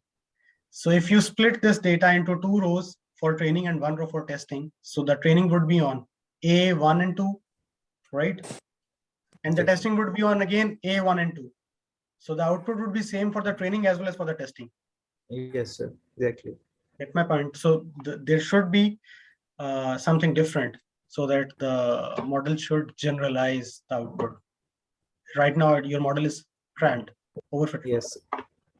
So I can use some different data from other e-commerce store and apply testing on that. But you should make sure, you have to make sure that the variables which are in the input and the data provided in them are similar. If they're not, then it will make a problem for you. Okay, sir. Thank you, sir. No problem. Mr. Shah Nawaz, we have a question from you.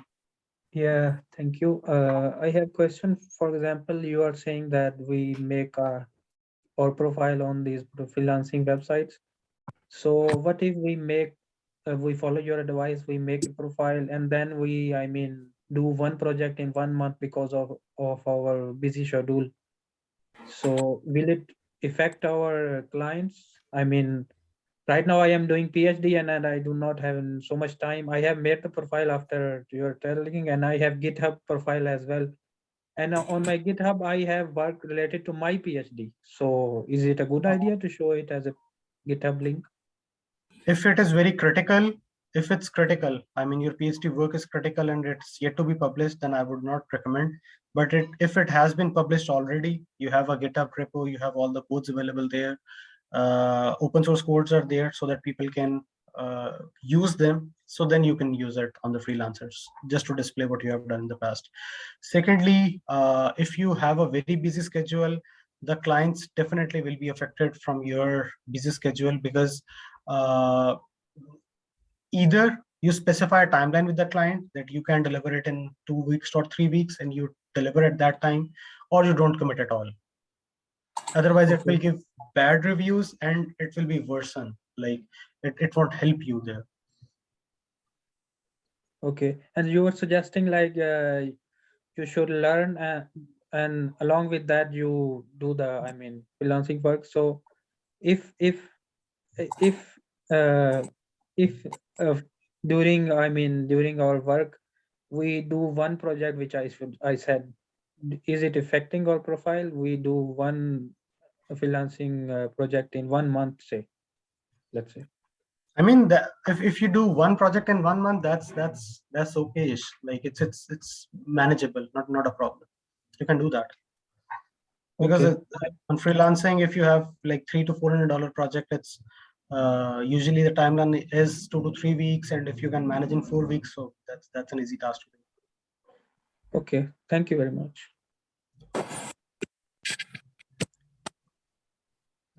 We have a question from Mr. Abdullah Yusuf.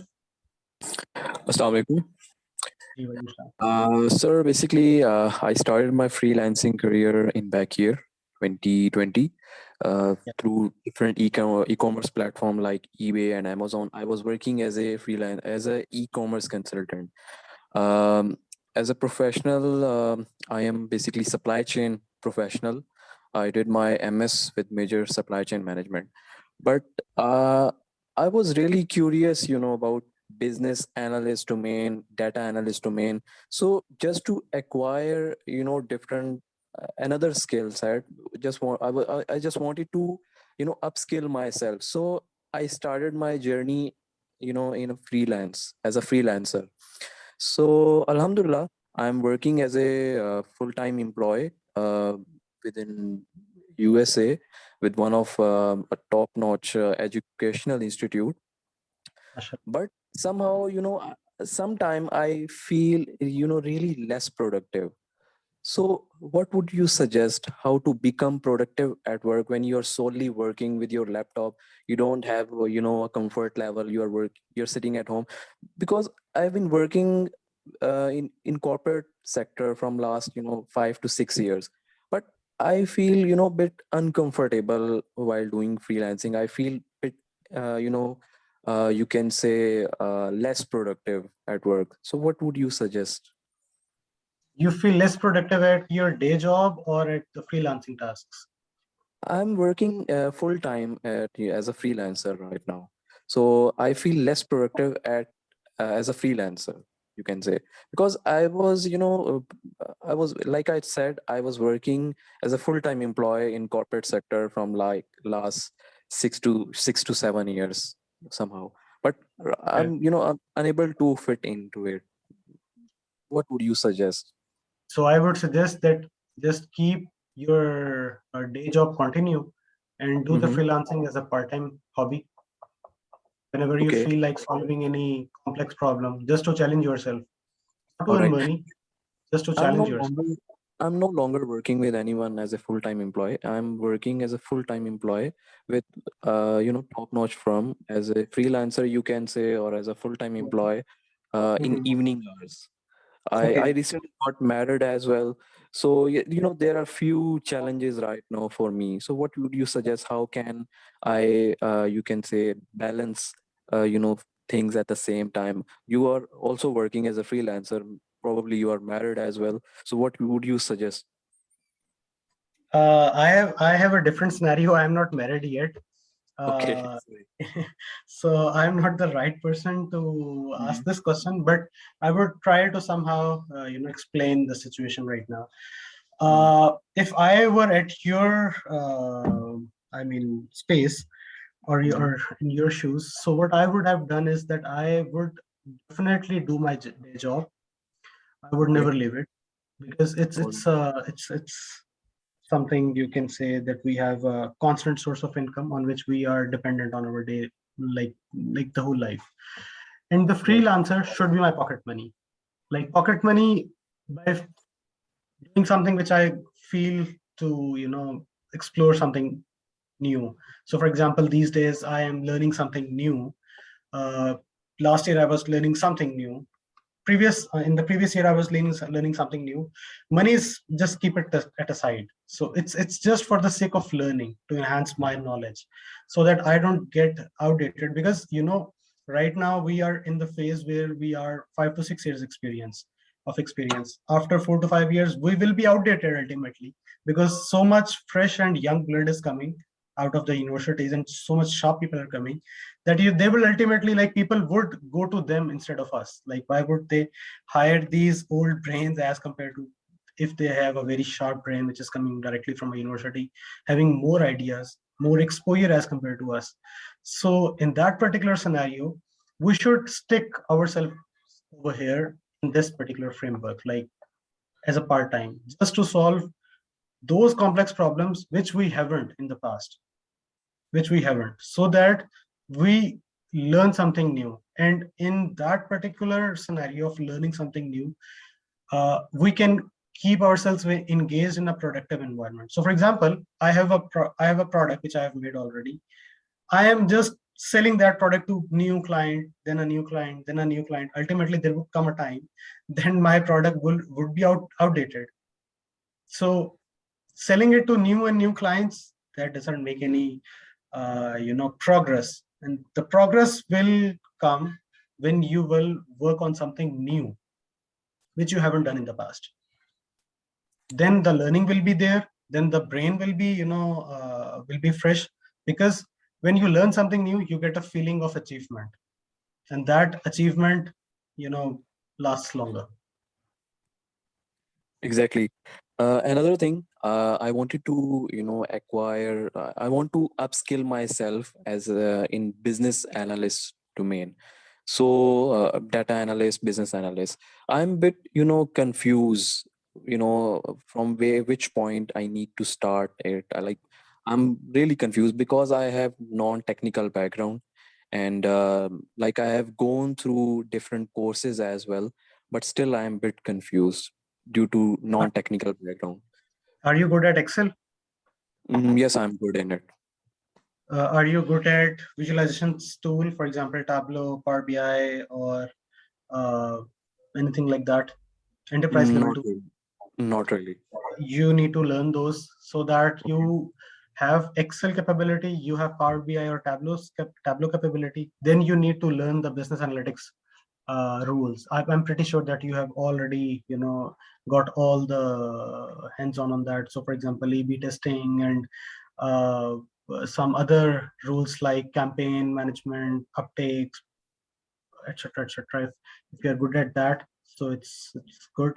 Otherwise, you need to learn those. For business analytics, we at Dice Analytics provide a course named as Business Analytics. You can check the website for that. So you're saying that I need to, first acquire skills of data visualization first. Then I shall move forward further after acquisition.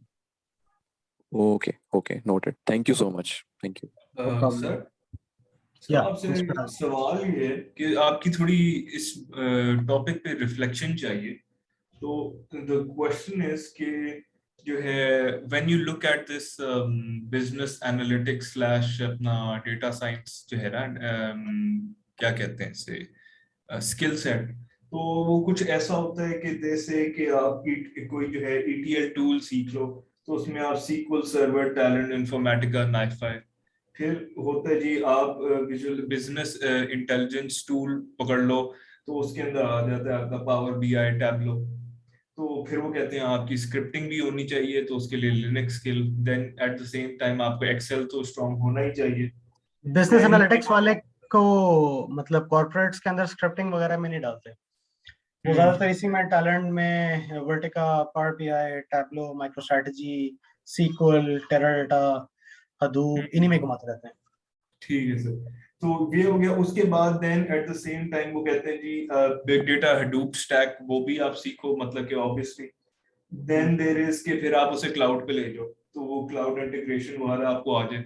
And obviously अब आपने data pipelines वगैरह बना लिए हैं, cloud के through आपने process वगैरह कराया, फिर आप मशीन लर्निंग एल्गोरिथम्स वगैरह लगाओ या डीप लर्निंग करो, तो और फिर उसके बाद ऑल्सो आप फिर डेवऑप्स भी कर लो। तो इसके ऊपर जो है आपका क्या है, जो है ना, थोड़ा रिफ्लेक्शन दें कि ये भी आना चाहिए, ये भी आना चाहिए, तो जो है ये सारा। यार एक्चुअली प्रॉब्लम पता है क्या है मार्केट का, हमारी मार्केट का प्रॉब्लम ये है किसी भी कंपनी के अंदर जब डेटा साइंटिस्ट को हायर करते हैं ना, तो अल्टीमेटली उसका काम होता है यहाँ पे एक मॉडल बनाना, ठीक है। आइडियली सिचुएशन ये होनी चाहिए कि जो मॉडल बनाया जाए, इस मॉडल के बैकएंड पे जो डेटा पॉपुलेट हो रहा है ना, वो कोई उसको प्रोवाइड करे, ठीक है। But we don't have that much amount of investment, so what they do is that they say कि जो ये डेटा प्रोवाइड करने वाला काम है ना, ये भी डेटा साइंटिस्ट खुद ही कर ले। Gate my point? Yes. Hello, okay. तो डेटा की प्रोविजनिंग, डेटा की कलेक्शन, आई मीन यहाँ पे इसका एडीएस बनाना। एडीएस का मतलब यहाँ पे एक एनालिटिकल डेटा सेट है कि मैं हर दफा सीक्वल पे क्यूरी लगाऊं जाके स्टेजिंग या फैक्ट के टेबल्स के ऊपर, I make a ADS. So what they do is they वो एडीएस को बनाना, मेंटेन करना एक डेटा साइंटिस्ट का जॉब रोल बना देते हैं। Then what they do is कि मॉडल तो बना लिया, पर मैनेजमेंट को वो मॉडल दिखाना तो डेटा साइंटिस्ट नहीं है, उसके पास कोई बिजनेस एनालिटिक्स का आदमी भी नहीं है। तो what he does is he sits with the business analytics guy, इस पर्सन के साथ, और टैबलो या पावर बीआई में बैठ के वो उसकी स्टोरी लाइनिंग करता है, ठीक है। Which is not his job, but he has to do because we don't have that much amount of investment right now, ठीक है। हमारे पास ना उतनी इन्वेस्टमेंट है, ना उतना लोग इन्वेस्ट कर रहे हैं इस चीज पे। So what this data scientist do is ये यहाँ पे बैठ के डेटा इंजीनियरिंग वाला का भी काम करता है, डेटा साइंस वाले का काम भी करता है, और फिर बिजनेस एनालिटिक्स वाले का भी काम करता है। And on top of that, in good corporates we have deployments की team, but in small startups इन्हीं से डिप्लॉयमेंट भी करवाई जाती है। So you see, what they do is that they give some extra money to this data scientist, और वो पूरा इकोसिस्टम उसी से मेंटेन करवा लेते, तो वहां पे डेवऑप्स भी आ जाती है। सो दैट इज व्हाई अब it is the need of the hour कि मुझे डेटा इंजीनियरिंग के लिए जितना डेटा वेयर हाउसिंग है वो सब आनी चाहिए, डेटा साइंस के लिए मॉडलिंग तो मुझे आनी ही चाहिए, और मुझे डेटा विजुअलाइजेशन भी आनी चाहिए, और ऑन टॉप ऑफ दैट अगर मुझे डिप्लॉयमेंट करनी पड़ जाए तो मुझे वो भी आनी चाहिए। देन इट डिपेंड्स कि जो मेरा क्लाइंट है या जो मेरी मैनेजमेंट है, उसको एक्चुअली में डिप्लॉयमेंट चाहिए भी कि नहीं चाहिए मुझसे, या उसने कोई बंदा रखा हुआ है। अगर उसने बंदा रखा हुआ है तो I am good, he can do my job, he can do his job, otherwise I have to do his job. So it works like that. Sir तो ये ट्रेंड सिर्फ पाकिस्तान में है या बाहर भी? ये ट्रेंड बाहर भी है। I have worked with a couple of US startups, बाहर भी है सही। So this is something which अब ये ऐसा हो गया है। बिजनेस एनालिटिक्स के गाय से बजाय के they take the requirement, they come to data scientist, उससे रिक्वायरमेंट लेते हैं। वाई फ्रेम्स बस बनाना रह गई, बाकी सब कुछ डेटा साइंटिस्ट ने ले लिया है, तो बस वाई फ्रेम्स बनाना शुरू हो जाएंगे थोड़ी देर से में। So guys, this is all from my side. If you have any questions or any comments, please share with the team. We will definitely get back to you. अपना LinkedIn बता दो। I don't have any LinkedIn profile.